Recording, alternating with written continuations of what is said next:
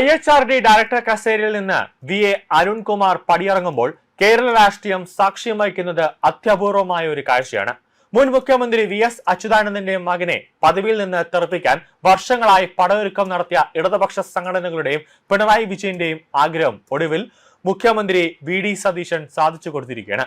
എന്നാൽ കനത്ത തിരിച്ചടി നേരിട്ടിട്ടും അരുൺകുമാറിനെ പ്രതിരോധിക്കാൻ സ്വന്തം പാർട്ടിയായ CPM രംഗത്തെത്തിയില്ല എന്നതാണ് ഏറ്റവും ശ്രദ്ധേയം. VSന്റെ മകൻ പാർട്ടിയിൽ പോലും ആരുമില്ലേ, അതായത് VSന്റെ മകനെ സംരക്ഷിക്കാൻ എന്ന ചോദ്യമാണ് ഇപ്പോൾ രാഷ്ട്രീയ കേന്ദ്രങ്ങളിൽ ഉയരുന്നത്. ഒരു കാലത്ത് VS എന്ന സൂര്യന്റെ പ്രഭയിലും സാധാരണക്കാരനായി തുടർന്ന അരുൺകുമാർ ഇപ്പോൾ പൂർണ്ണമായും ഒറ്റപ്പെട്ട അവസ്ഥയിലാണ്. IHRDയിൽ നിന്ന് പുറത്തായ അരുൺകുമാർ ഇനി എന്തു ചെയ്യുമെന്ന ചോദ്യത്തിന് കൃത്യമായ ഉത്തരമില്ല. പദവി പോയെങ്കിലും പുതിയ നിയമനം അരുൺകുമാറിന് നൽകും. സജീവ രാഷ്ട്രീയത്തിൽ ഒരിടവും അരുണിനായി CPM മാറ്റിവെച്ചിട്ടില്ല. പിണറായി പക്ഷത്തിന് അരുൺകുമാറിനോടുള്ള കടുത്ത വിയോജിപ്പ് പരസ്യവുമാണ്. VSനോടുള്ള പഴയ രാഷ്ട്രീയ ശത്രുത തീർക്കാൻ അരുൺകുമാറിനെ ഒതുക്കണമെന്നത് പാർട്ടിക്കുള്ളിലെ ഒരു വലിയ വിഭാഗത്തിന്റെ ആവശ്യമായിരുന്നു. അതുകൊണ്ട് തന്നെ സതീശൻ സർക്കാർ അരുണിന്റെ കസേര തെറിപ്പിച്ചപ്പോൾ CPM കേന്ദ്രങ്ങൾ പുലർത്തുന്ന നിശബ്ദത ഈ താല്പര്യക്കുറവിന്റെ വ്യക്തമായ തെളിവാണ്.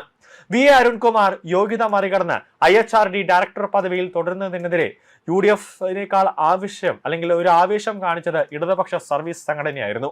എങ്ങനെയും ഏത് രീതിയിലും അരുണിനെ IHRDയുടെ ഡയറക്ടർ പദവിയിൽ നിന്നും താഴെ ഇറക്കുക എന്നത് ഇടതുപക്ഷത്തിന്റെ ഒരു ആവശ്യമായിരുന്നു. VSനോടുള്ള വിരോധം തീർക്കാൻ അരുൺകുമാറിനെ പൂട്ടുക എന്നതായിരുന്നു അവരുടെ പ്രധാന അജണ്ട. ഹൈക്കോടതിയിൽ നിന്ന് കടുത്ത പരാമർശങ്ങൾ ഉണ്ടായതോടെ മുഖ്യമന്ത്രി VD സതീശൻ ആ അവസരം കൃത്യമായി ഉപയോഗിച്ചു. മറുത്തൊന്ന് ചിന്തിക്കാതെ ഫയലിൽ ഒപ്പിട്ട് Poonjar engineering college principal professor MV രാജേഷിനെ പുതിയ ഡയറക്ടറായി നിയമിച്ചു. ഇതിലൂടെ ഇടതുപക്ഷ സംഘടനകളുടെ കാലങ്ങളായുള്ള ആഗ്രഹമാണ് VD സതീശൻ നടപ്പിലാക്കി കൊടുത്തത്.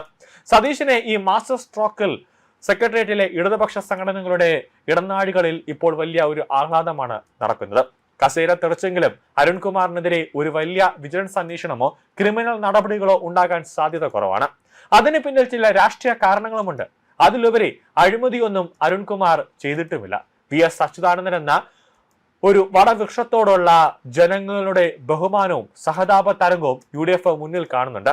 പദവിയിൽ നിന്ന് മാറ്റിയതോടെ ലക്ഷ്യം പൂർത്തിയായി. ഇനി മകനെ വ്യക്തിപരമായി വേട്ടയാടുന്നുവെന്ന ആക്ഷേപം കേൾക്കാൻ മുഖ്യമന്ത്രി സതീശൻ താല്പര്യപ്പെടുന്നില്ല. അഴിമതിയേക്കാൾ യോഗ്യത ഇല്ലായ്മ എന്ന സാങ്കേതിക കാരണത്താലാണ് കോടതി ഇടപെട്ടത്. അതിനാൽ കേസിന്റെ തുടർ അന്വേഷണങ്ങളിലേക്ക് പോകാതെ കോടതി നടപടികളിൽ മാത്രം ഒതുങ്ങാനാണ് സാധ്യത.